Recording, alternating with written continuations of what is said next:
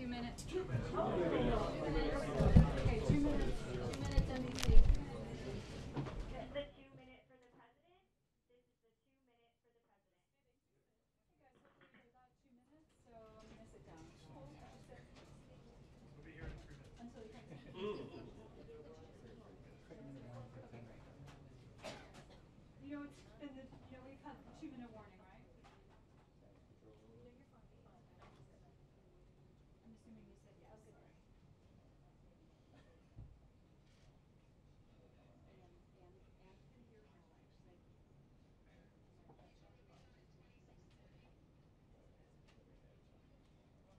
Well, Cynthia, this is the second time since Thursday that President Obama will have addressed the nation about Iraq and Ferguson.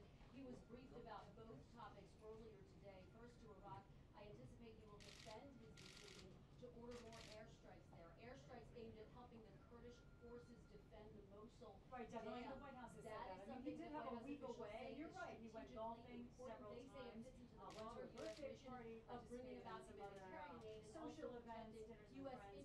But yeah, like there are daily he's on both of those situations. So now we expect to hear about Iraq likely first. We do know the president will address this on Ferguson first. What we don't know exactly is if the Attorney General Eric, we don't know if this will go any further than the statement, the typical statement we get from the Attorney General, as well as Attorney General Eric. Michael Brown, I think we should hear from him about it. I think some are wanting to hear what are the essential topics that the Attorney General, obviously early on he didn't want to do that. It was early days.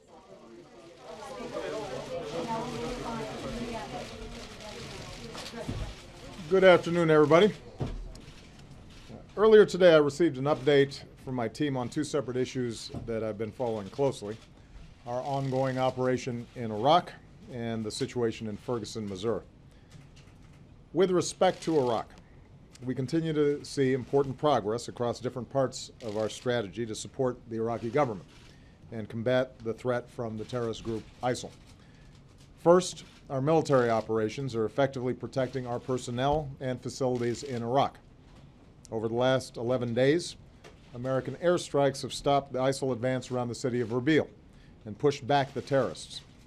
Meanwhile, we have urgently provided additional arms and assistance to Iraqi forces, including Kurdish and Iraqi security forces who are fighting on the front lines.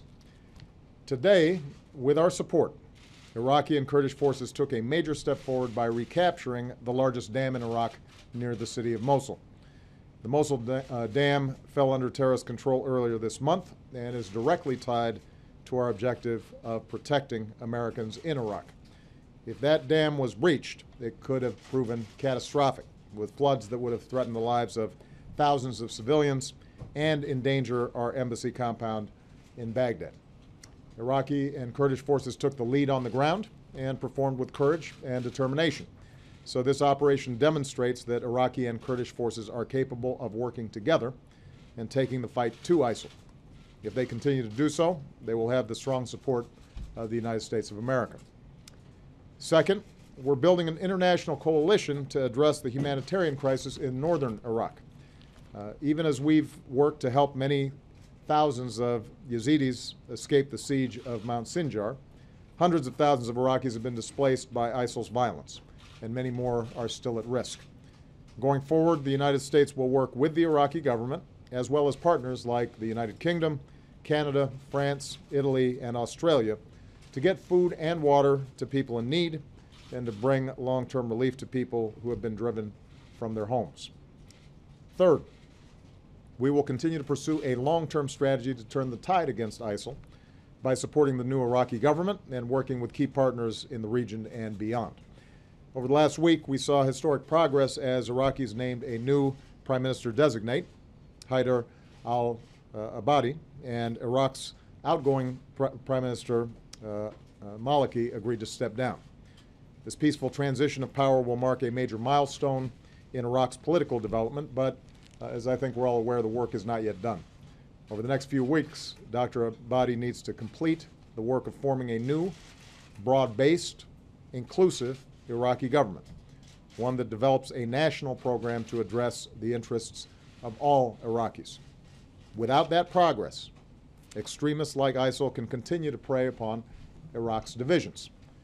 With that new government in place, Iraqis will be able to unite the country against the threat from ISIL, and they will be able to look forward to increased support, not just from the United States, but from other countries in the region and around the world. Let's remember, ISIL poses a threat to all Iraqis and to the entire region. They claim to represent Sunni grievances, but they slaughter Sunni men, women, and children. They claim to oppose foreign forces, but they actively recruit foreign fighters to advance their hateful ideology. So the Iraqi people need to reject them and unite to begin to push them out of the lands that they've occupied, as we're seeing at Mosul Dam. And this is going to take time. There are going to be many challenges ahead.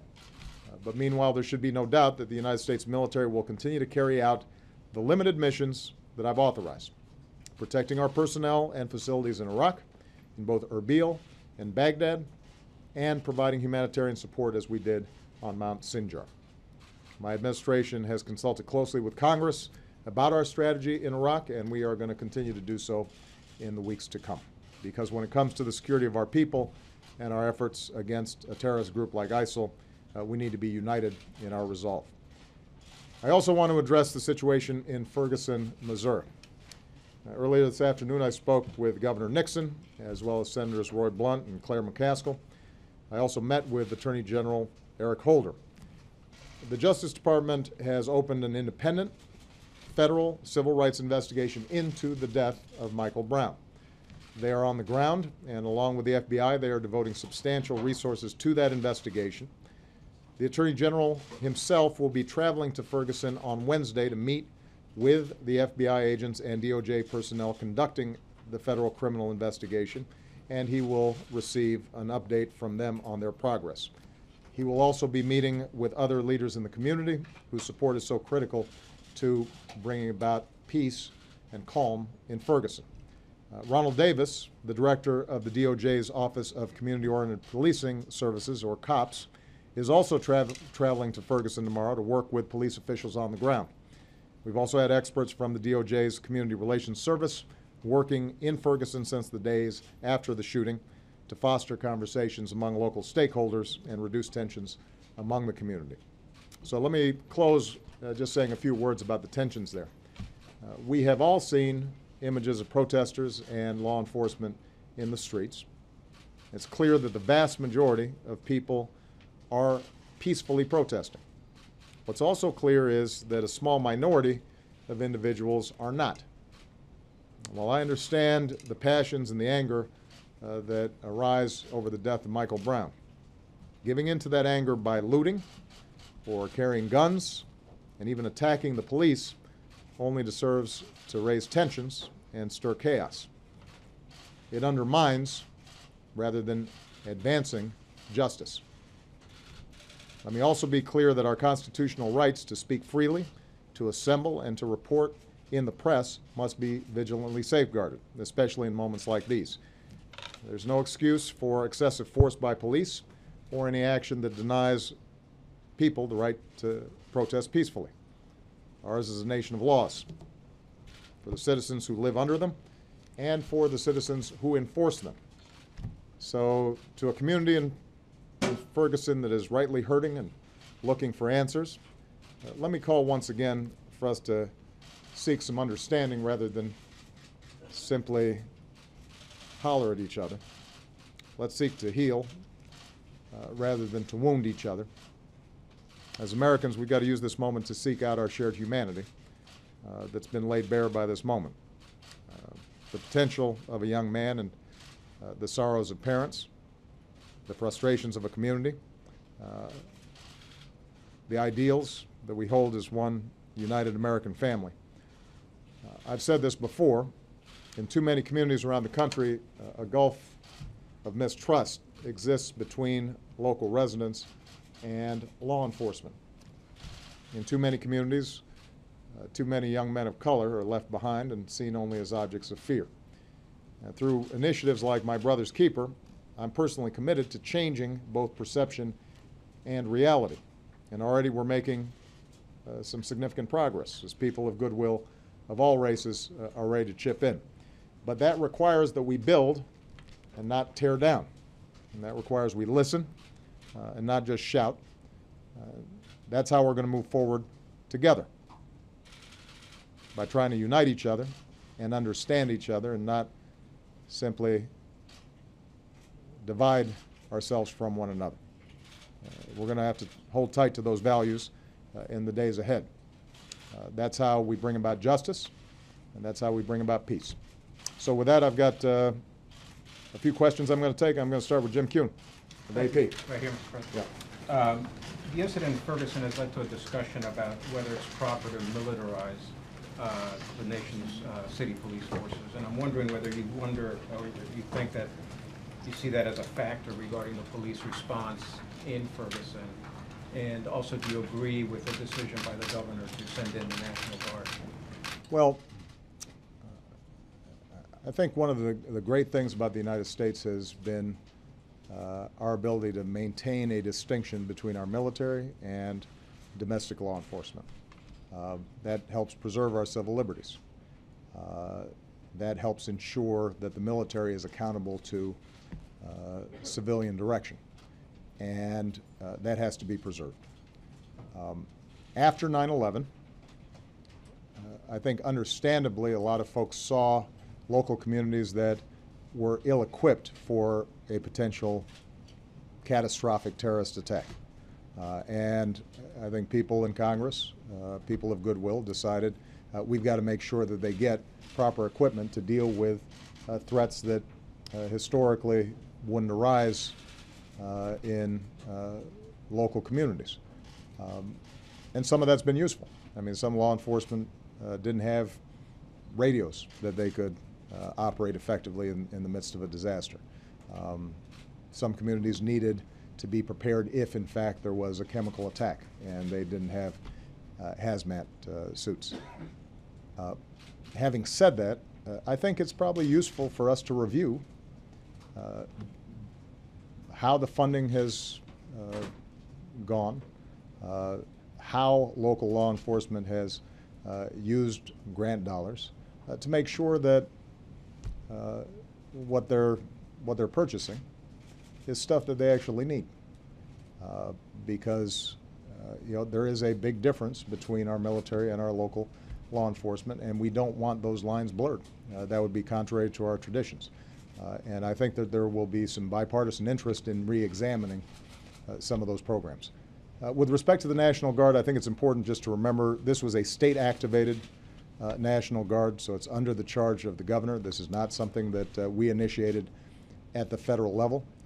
I spoke to Jay Nixon about this, expressed an interest in making sure that if in fact a National Guard is used, it is used in a limited and appropriate way. He described the support role that they're going to be providing to local law enforcement, and I'll be watching over the next several days to assess whether in fact it's helping rather than hindering progress in Ferguson. Steve Holland, Reuters. Thank you. How do you avoid mission creep in Iraq, and how long do you think it will take to contain ISIL? Well, I have been firm from the start that we are not reintroducing thousands of U.S. troops back on the ground to engage in combat. We're not the Iraqi military. We're not even the Iraqi Air Force. I am the Commander-in-Chief of the United States Armed Forces, and Iraq is going to have to ultimately provide for its own security. On the other hand, we've got a national security interest in making sure our people are protected and in making sure that a savage group that seems willing to slaughter people for no rhyme or reason other than they have not kowtowed to them, that a group like that is contained, because ultimately it can pose a threat to us. So my goal is, number one, to make sure we've got a viable partner. And that's why we have so consistently emphasized the need for a government formation process that is inclusive, that is credible, that is legitimate, and that can appeal to Sunnis as well as Shias and Kurds. We've made significant progress on that front, but we're not there yet. I told my national security team today, and I will say publicly, that we want to continue to communicate to politicians of all stripes in Iraq. Don't think that because we have engaged in airstrikes to protect our people, that now's the time to let the foot off the gas and return to the same kind of dysfunction that has so weakened the country generally. Dr. Abadi has said the right things. I was impressed in my conversation with him about his vision for an inclusive government, but they've got to get this done because the wolf's at the door, and in order for them to be credible with the Iraqi people, they're going to have to put behind some of the old practices and actually create a credible united government. When we see a credible Iraqi government, we are then in a position to engage with planning, not just with the Iraqi government, but also with regional actors and folks beyond the Middle East, so that we can craft the kind of joint strategy, joint counterterrorism strategy that I discussed at West Point and I discussed several years ago at the National Defense College. Our goal is to have effective partners on the ground. And if we have effective partners on the ground, mission creep is much less likely. Typically what happens with mission creep is when we start deciding that we're the ones who have to do it all ourselves. And you know, that, because of the excellence of our military, that can work for a time. We learned that in Iraq. But it's not sustainable. It's not lasting. And so, you know, I've been very firm about this precisely because our goal here has to be able to build up a structure, not just in Iraq, but regionally, that can be maintained and that is not involving us effectively trying to govern or impose our military will on a country that is hostile to us. Right? How long contain ISIL then? Well, you know, I don't think, Steve, at this point I'm prepared to provide a blanket answer to that. A lot of it depends on how effectively the Iraqi government comes together.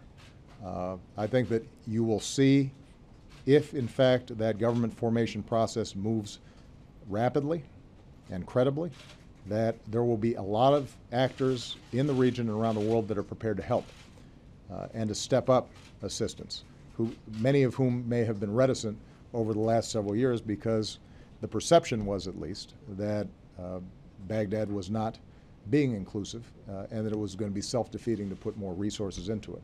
I think you'll see a lot of folks step up. Suddenly now Iraq will have a variety of partners, and with more folks unified around the effort, I think it's something that can be accomplished. It also means that there's the prospect of Sunni tribes who are the primary residents of areas that ISIL now controls, saying we've got a viable option. And we would rather work with a central government that appears to understand our grievances and is prepared to meet them, rather than to deal with you know, individuals who don't seem to have any values beyond death and destruction. I'm going to take the last question from somebody who, after 41 years, I understand has decided to retire. Ann Compton, everybody here knows, is not only the consummate professional, but is also just a pleasure to get to know. I was proud to be able to hug her grandbaby recently, and I suspect that may have something to do with her decision. But I just want to say publicly, Ann, we're going to miss you, and we're very, very proud of the extraordinary career and work that you've done, and we hope you're not a stranger around here. So, Ann Compton.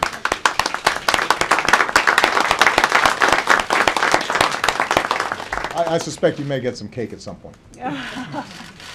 Let me ask you, this is an interesting time in your presidency. And one of the things that you have so emphasized in the last few months, the last year or so, is this reach out to my brother's keeper and to a generation that doesn't feel that it has much chance.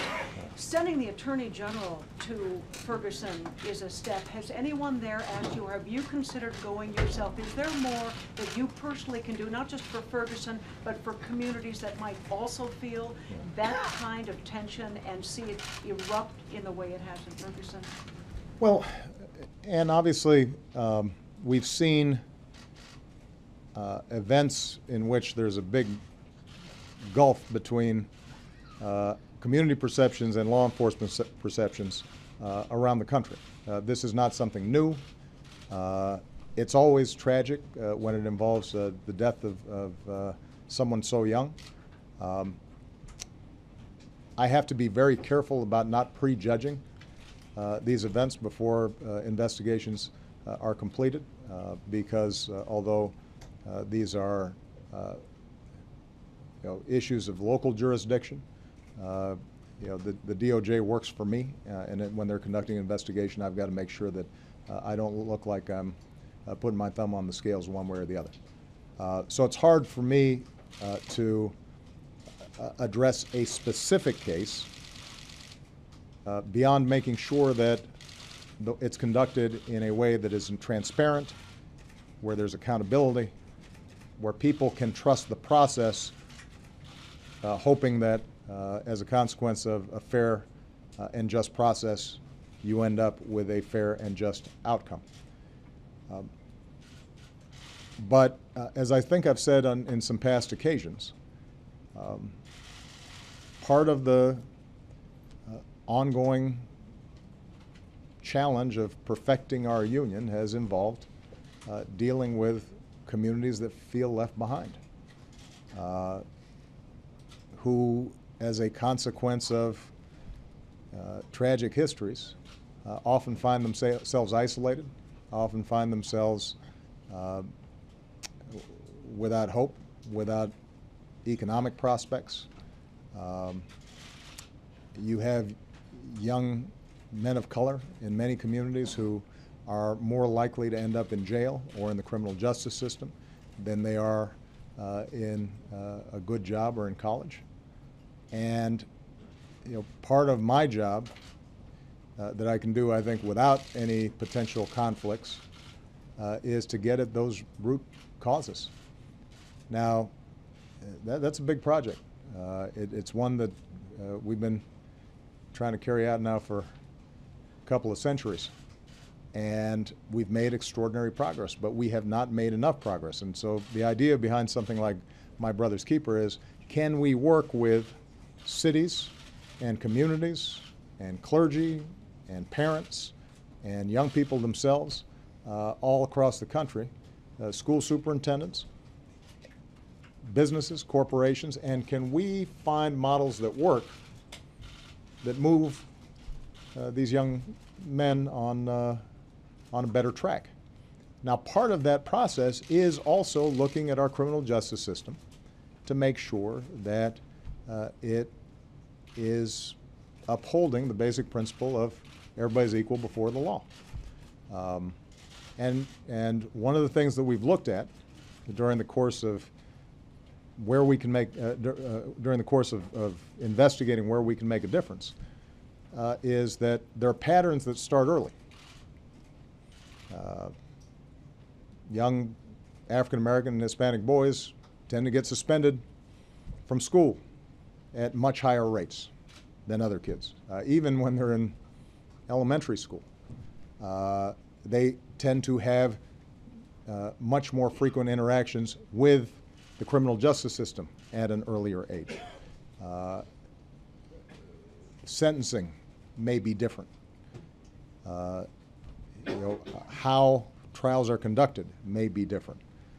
And so one of the things that we've done is to include Department of Justice in this conversation under the banner of My Brother's Keeper, to see where can we start working with local communities to inculcate more trust, more confidence in the criminal justice system.